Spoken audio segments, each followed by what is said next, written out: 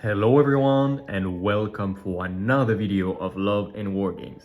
In this video, we're just making a very short update about the games we cover because there is a new game which we are going to record battle reports of. And this is going to be Warmachine. And the thing that I want to make clear from the first stop is that it is not going to be one of the main game yet. We are just making a little discovery. If I'm being honest, we have some talks right now with Privateer Press to see if they can send us some stuff to cover this game. Maybe yes, maybe no, we'll see later. They have some supply problems because they have too much order for a little bit and they need to catch up. So that is a good problem to have, I mean, when you're a business. But this means nothing for our YouTube channels, and the miniatures are a little bit expensive because they are in big packages that, like, this is like basically one package, one box, and those boxes are about 200 euros, which you might think like, wow, it's expensive. And I would say yes, but it is a skirmish game, and thus it is quite a cheap price of entry for this quality and this design of miniatures. But yeah, this is something to note. We will not make a huge coverage of this game without support of Parabellum, but we will anyway make some battle reports of Warmachine. And then you're like, but why? It's a game that you don't know.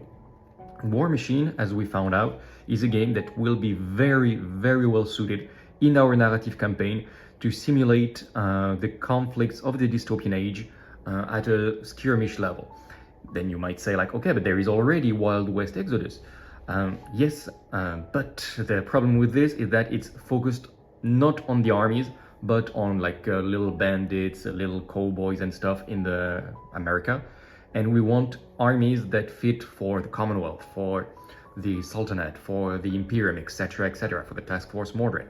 And the miniatures of Warmachine are really the best for this. For a moment, we thought of using these miniatures for one-page rules.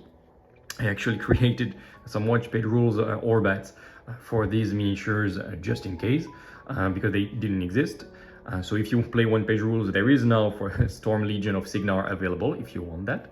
But we were like, since we get the miniatures, why not as well try the game system of Warmachine, which really seems to be really efficient and really fun and really cool.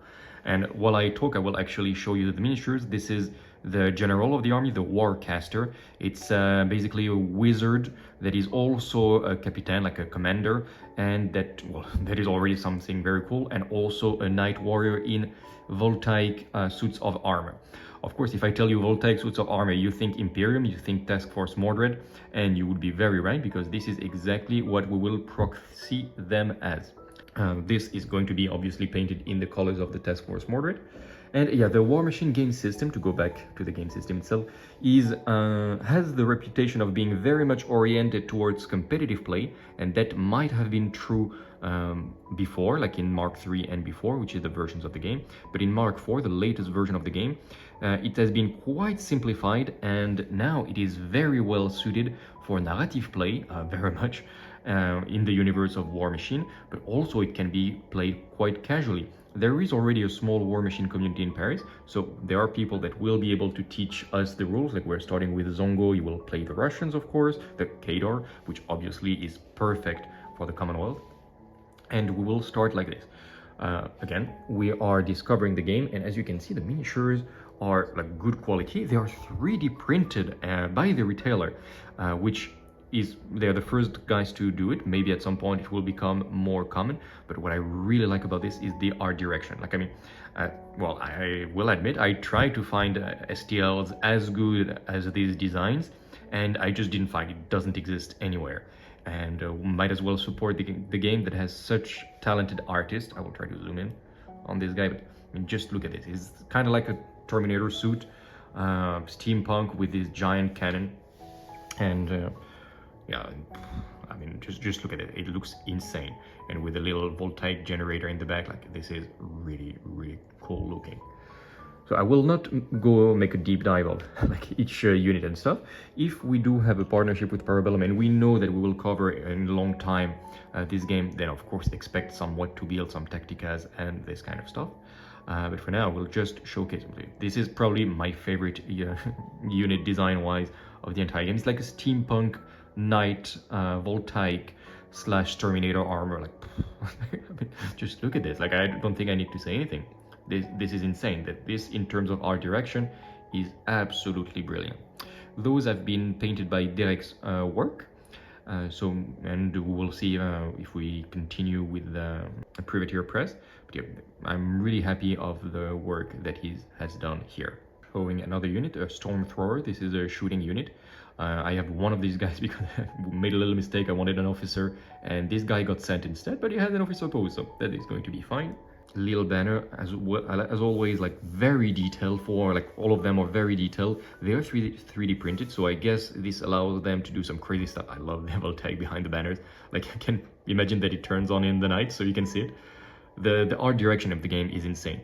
I will not make a deep dive on the lore videos. There are some lore videos that do exist, and they do it much better than me. But basically, it's a steampunk, like arcane punk universe, which is, as I've heard in a video, World War I fantasy with magic.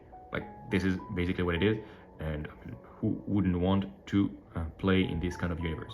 The main interest of the universe, like one thing that it makes it very peculiar, is that it has something called war machines, hence the name, or war beasts. If you play one of the really fantasy armies like troll and like monsters and dragons and stuff, the war beasts and war machines are controlled by your warcaster, and it's a bit like chess. So if your warcaster is dead, you lose the game. Like the game stops and you lost. So it's quite interesting, and she controls those guys telepathically. Like, they have some instincts from the few novels that I read on the application. They have a free application to build your stuff, and you can have some lore, like novels and stuff, for free. And of course, if you pay a subscription, you have more lore being given every month. So thanks for Parabellum, that's really cool. And yeah, those things are like beasts, like they have instincts, and she controls it, and it's all like the whole game system is based around this. Like, she generates focus, she gives it either to herself to make some spells because she's a mage, let's remember, or to boost the war machines. And then you're like, oh, this is a really cool miniature that you have here. And the really cool thing that they have is that since it's 3D printed, you're like, yeah, it's very expensive, like 200 euros for an army. $200, sorry, so you can have it cheaper in euros. But the thing is, they actually have, and if I zoom out, a lot of little bits that you have extra for each of the war machines, and the magnets are given as well when you buy the box. So it means you can extremely easily take away this weapon and be like, okay, you know what, I want this build of melee version, and then you have a sword, and then you have this electric knife. Oh my god, I just love the art direction so much. And you're like, okay, you know what, I don't want this, I want, for example, I want this build, and each weapon has a point cost, kind of like Dystopian Wars, except that since you cannot use gravity to make your weapons fit, they include the magnets, and you can really magnetize very easily between the different versions, and even the heads are magnetized, so you can switch them like on the, well, not on the fly, but you can have different versions, and they really play differently, have different point costs, and the game seems extremely well written. This is the other thing I will say. Dystopian Wars are making an effort to try to stop having 10,000 rules different and to organize, but the rules in Warmachine, they are extremely well written. Like, there is no ambiguity, you understand right away. Like, there is a huge effort made on this. I guess it's because of the competitive heritage of Warmachine, but it's really pleasant to read a rule and you're like, okay, that's what it does, that's exactly what it says, with exactly the right number of words needed to say it well. So that is quite fun and quite convenient. Well, fun is not the right word about rules, but yeah, it is extremely appreciable that they have this. And this is the larger warjack. This is a 50mm base, and you see you have a lot of details. I love how squat it is, this giant war machine. Insane. If I put a hammer, this is basically a Votan mech. I exaggerate, but this is a dwarf mech with a shield and the hammer. You cannot tell me otherwise. There are some dwarves in this universe. I announce it right away. If they make steampunk dwarves at this level of quality, I will probably sell all my 40k that I have and only focus on this, because I cannot even imagine what they will do with the dwarves. And yeah, this is just wanted to announce that we are going to cover this game. Nothing more than that. If you do play Warmachine already, do let us know like what you think of the game, because we're really walking in blindly. Like, I watched some battle reports, I read the rules, etc. So we are starting like knowing that the game system is good, but we are kind of like discovering. So we are really willing to hear, like, do you even know about Warmachine? I know it was a big competitor of Warhammer back in the days, like a while ago, and but I don't hear that much. I'm very sad that there is not more YouTube videos of this game, which looks good. There are a few YouTube channels. If you want some information, Tried and True, big shout out at them because that's most of what I've watched. And there is another one that I forgot the name, I'm sorry. But there should be more videos on this game, and this is exactly why I started Dystopian Wars, because there was no one doing battle reports, or barely none. And Warmachine, I'm like, yeah, maybe these guys deserve to have some battle reports made of them, even if it is in our narrative campaign, and those guys are from the Task Force Mordred, and they will fight against the Russians of Kadar, but actually the Russians are the Commonwealth, because they both universes of steampunk, arcanepunk. It's gonna work really well. But at least it's gonna be some battle reports of Warmachine. And also even the monsters like bio-robot monstrosity, like that are the Chimera, for example, those can absolutely be Covenant creations. Like 100% it looks like what the Covenant would do. So yeah, the two universes feel compatible. Let me know if you think we are having a good idea to make the boarding actions happening like this or not. It means that our narrative campaigns will have at the same time like Dystopian Wars, Armored Clash, and Warmachine. So we are starting this. I'm really willing to have your opinion on this. Like, do you think we are stupid and we should not have so many games? Which I understand. We have Conquest, Dystopian Wars, and now Warmachine as well. So that starts to be quite a bit. But do let us know your opinion. I'm really not willing to have people saying in the comment like, oh, you're so stupid, I came for Dystopian Wars, don't do anything else. At least this is going to serve the narrative campaign of the game. And so in a way, it is a bit a Dystopian Age thing. I mean, the Iron Kingdoms, which is the name of the setting of Warmachine, seems insane, like incredibly good.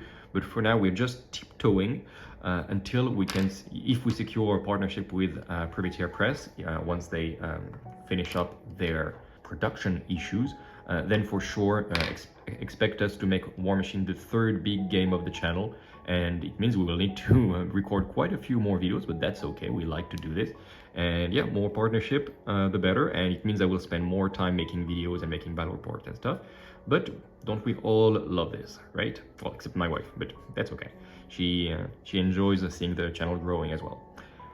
All right, that is going to be it for today. Let us know what you think of Warmachine. Do you know this? What do you think of our ideas of using those miniatures as a Task Force Mordred to represent some boarding actions, and of course some investigation of, for example, a secret base, this kind of thing. You know where this is going if you've seen our latest battle reports, especially the I know you haven't seen this by the time I post this video, so again, no spoilers, but let us know what you think about this. Give us a thumbs up, it always really helps, and it shows me that there is some interest for Warmachine. Even better, give us a comment if you want us to cover this game, because it also gives you a chance, a ticket to win one of 2 armadas for Dystopian Wars, like really a lot of ships.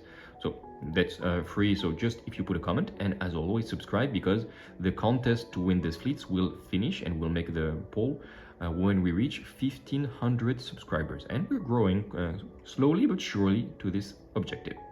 All right, thank you very much for having watched until the end. Take care of yourself, and until the next video, remember to keep spreading the love all around. Bye!